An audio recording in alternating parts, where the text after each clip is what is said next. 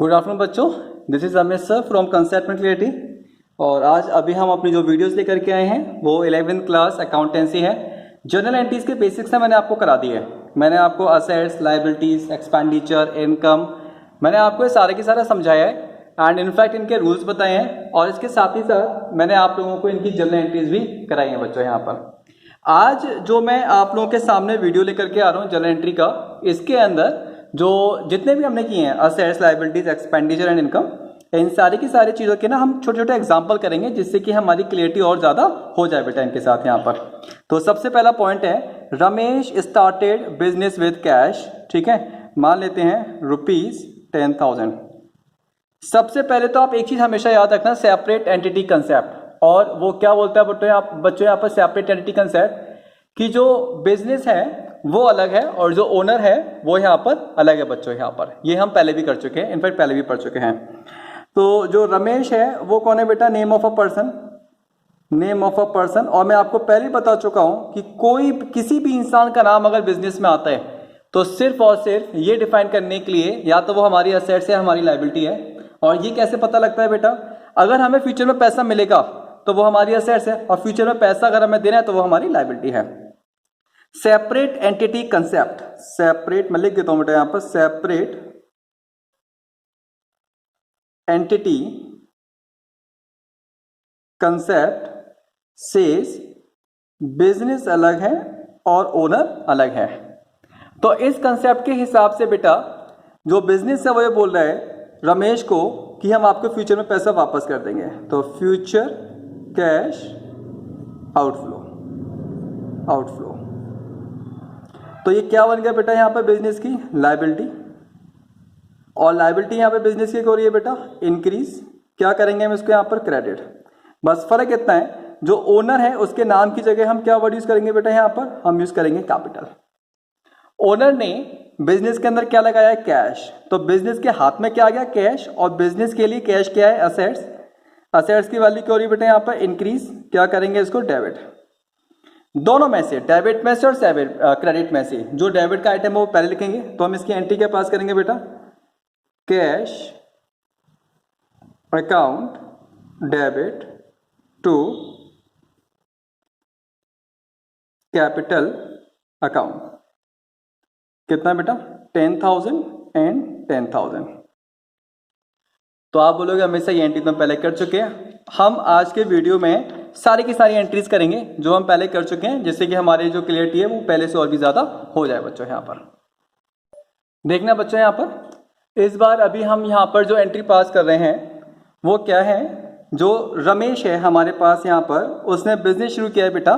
और इस बारी वो हमारे पास दो चीजें लेकर के आ रहा है। एक तो कैश लेकर के आ रहा है बेटा, और साथ ही साथ क्या लेकर के आ रहा है? फर्नीचर लेकर के आ रहा है। बिजनेस के पास दोनों चीजें आ जाएगी। तो कैश क्या है बेटा? असेट्स। असेट्स की वैल्यू क्या हो रही है? इंक्रीज। क्या करेंगे बेटा हम इसको? डेबिट। ऐसे फर्नीचर भी बिजनेस में आ गया। फर्नीचर भी क्या है बेटा? असेट्स। असेट्स की वैल्यू क्या हो रही है बेटा यहाँ पर? इंक्रीज। इसको भी क्या करेंगे बेटा हम यहाँ पर? डेबिट। जो रमेश है वो कौन है बेटा यहाँ पर? Name of a person. And separate entity concept says कि भैया रमेश ने या ओनर ने, रमेश ने जो कि ओनर है बेटा यहाँ पर, जो भी पैसा लगाया है, जो भी पैसा लगाया है मतलब जितनी वैल्यू लगाई है बेटा यहाँ पर, वो सारी की सारी वैल्यू हम इसको फ्यूचर में वापस करेंगे। तो हम लिखेंगे बेटा यहाँ पर फ्यूचर कैश आउटफ्लो। तो ये हमारी क्या बन गई बेटा? यहाँ पर लायबिलिटी बन गई। और लायबिलिटी हमारी क्या हो रही है बेटा? यहाँ पर इंक्रीज हो रही है। क्या करेंगे हम इसको? यहाँ पर क्रेडिट करेंगे। बस फर्क इतना है कि ओनर के नाम की जगह हम क्या वर्ड यूज करते हैं बेटा? यहाँ पर कैपिटल।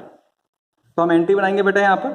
तो एंट्री कैसे बनाएंगे? Cash account debit. कितना बच्चों? 1 लाख।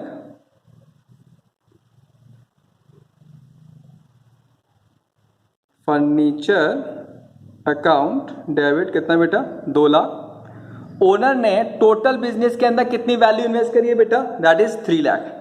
तो फ्यूचर के अंदर हम ओनर को कितना पैसा वापस करेंगे? लायबिलिटी कितनी अमाउंट से इंक्रीज हो गई बेटा हमारे पास यहाँ पर? 3 लाख।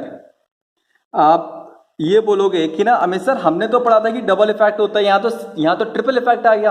यहाँ तो कैश भी है, यहाँ तो फर्नीचर भी है, यहाँ तो कैपिटल भी है। बेटा बिल्कुल नहीं, डबल इफेक्ट ही है। डबल इफेक्ट का मतलब पता है क्या होता है? Debit must be equal to credit. ये 3 अकाउंट से या 4 अकाउंट से मतलब नहीं है, डेबिट का अमाउंट और क्रेडिट का अमाउंट क्या होना चाहिए बेटा? हमेशा इक्वल होना चाहिए बेटा यहाँ पर।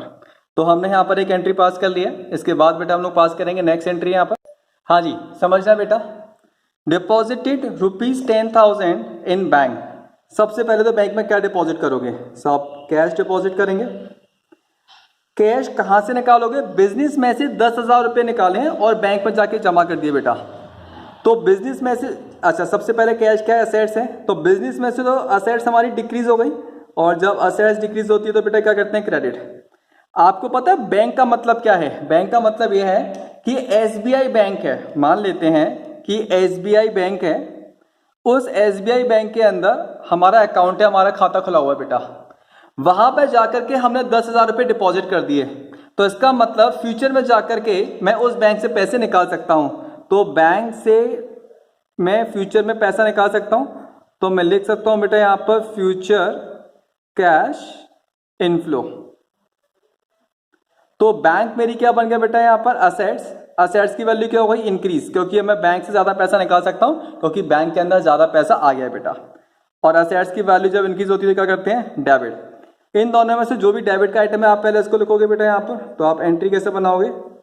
Bank account debit to cash account. कितना है बच्चों? 10,000 एंड 10,000। ठीक है जी, ये भी हम लोगों ने कर लिया बच्चों यहाँ पर। अब इसके बाद नेक्स्ट स्टेटमेंट करेंगे। अगर आप एक चीज़ नोटिस करोगे तो मैंने यहाँ पर 2 स्टेटमेंट लिखे हैं, और दोनों स्टेटमेंट मैंने इसलिए साथ साथ लिखे हैं कि आपको ना डिफरेंस समझ में आए बच्चों। यहाँ पर समझना ध्यान से। Purchase goods from Ramesh ₹5,000 and goods purchase, purchase goods purchase एक ही बात है, of ₹5,000 in cash, in cash. ठीक है जी। और साथ ही साथ आपको कंफ्यूज करने के लिए लिख दिया फ्रॉम रमेश। आप समझ रहे बात को? मैंने माल खरीदा और पेमेंट कर दिया बेटा, ठीक है ना।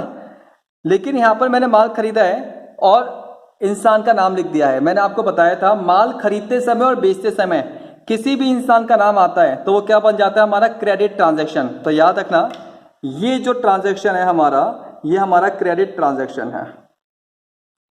Credit transaction. क्रेडिट ट्रांजैक्शन का मतलब समझते हो ना बच्चों, कि उधार का ट्रांजैक्शन बेटा, ये क्रेडिट ट्रांजैक्शन है। ठीक है जी। और ये हमारा कैश ट्रांजैक्शन है। हमेशा नाम तो यहां भी आ रहा है, सिर्फ और सिर्फ आपको बेवकूफ बनाने के लिए उसने नाम यूज करा है बेटा। लेकिन हमने यहाँ पे माल खरीदा और पेमेंट कर दिया कैश में। हमें यहाँ पे जो रमेश है इसके नाम से कोई भी मतलब नहीं है बच्चों यहाँ पर। अब इनकी एंट्री पास करेंगे तो देखो कैसे पास करेंगे। परचेज गुड्स को मैंने एक नया नाम दिया है, और क्या नाम दिया बेटा मैंने उसको यहाँ पर? Purchase account. और परचेज अकाउंट को हमेशा क्या करते हैं? डेबिट करते हैं। माल खरीदते समय अगर किसी भी इंसान का नाम आ जाए तो वो उधार का ट्रांजैक्शन है। आपने अभी तक पेमेंट नहीं किया है, पेमेंट कब करोगे भाई? फ्यूचर में करोगे। तो फ्यूचर कैश आउटफ्लो। तो ये क्या बन गया बेटा आपके पास यहाँ पर? लायबिलिटी। लायबिलिटी क्या होगी बेटा आपके यहाँ पर? इंक्रीज हो गई। क्या करोगे? क्रेडिट करोगे। तो आप जर्नल एंट्री बनाओगे बेटा यहाँ पर, परचेज अकाउंट डेबिट टू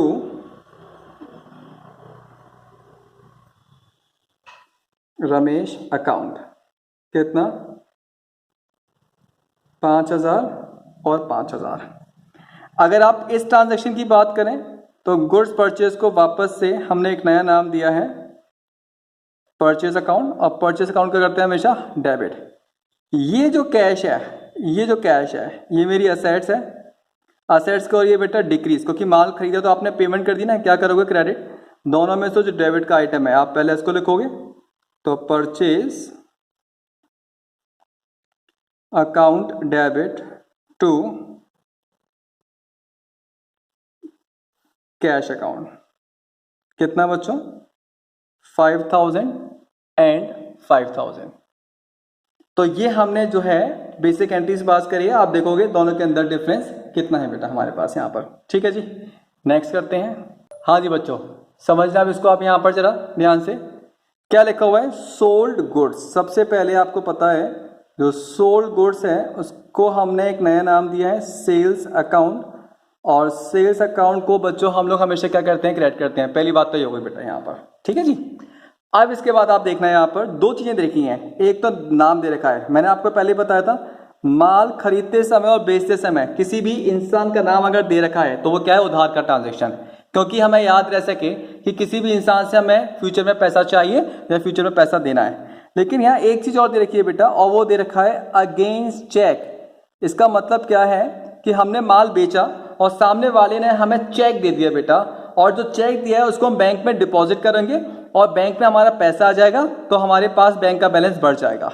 तो इसका मतलब ये है कि रोहन का नाम यहाँ पर कोई भी रेलेवेंस नहीं रखता है, ये सिर्फ और सिर्फ आपको कंफ्यूज करने के लिए दे रखा है बच्चों यहाँ पर। इसका मतलब ये हुआ कि माल खरीदते समय और बेचते समय कैश आ रहा है या बैंक आ रहा है, चेक आ रहा है, और साथ ही साथ नेम ऑफ अ पर्सन आ रहा है। तो नेम ऑफ अ पर्सन आपको सिर्फ बच्चों कंफ्यूज करने के लिए दे रखा है यहाँ पर। चेक का मतलब होता है बैंक, बैंक होती है हमारी असेट्स, असेट्स की वैल्यू हो रही है इंक्रीज बच्चों। क्या करेंगे आप इसको? डेबिट। तो आप एंट्री बनाओगे बच्चों यहाँ पर bank account debit to sales account यहाँ पर। तो कितना आएगा बच्चों यहाँ पर? 10,000 and 10,000। Now this is the point. तो आज अभी हमने जो वीडियोस करे हैं वो बहुत ही बेसिक करे हैं बेटा यहाँ पर। ठीक है, कल हमारे जो वीडियोस होंगे वो मोस्ट प्रोबेबली आपके बनेंगे ट्रेड डिस्काउंट पर एंड कैश डिस्काउंट पर। वो ज़्यादा इंटरेस्टिंग है, अब वो आपको आराम से समझ में आएगा भी बच्चों यहाँ पर। चलिए ठीक है जी बच्चों, बस आज की इतनी क्लास बहुत है।